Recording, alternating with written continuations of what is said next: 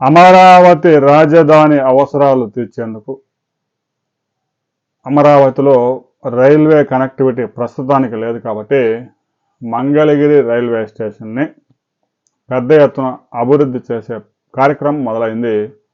రాబోయే 2-3 నెలల్లో పనులు కూడా పూర్తి కాబోతున్నాయి.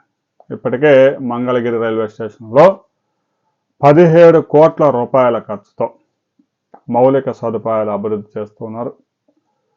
ఇప్పటికీ ఒక 32 రైళ్లు అక్కడ నిలుపుదల చేస్తూ ఉన్నారు.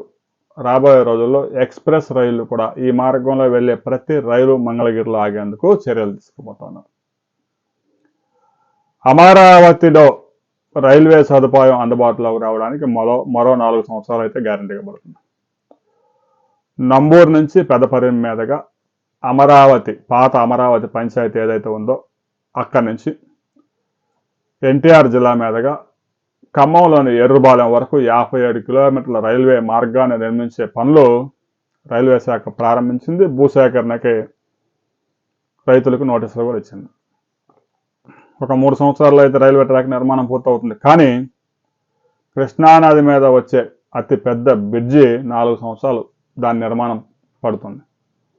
ఈలోగా అమరావతి రాజధానిలో పెదపరిమి సమీపంలో అంతర్జాతీయ ప్రమాణాలతో ఒక రైల్వే స్టేషన్ అమరావతి రాజధానికి నిర్మించే అవకాశం ఉంది.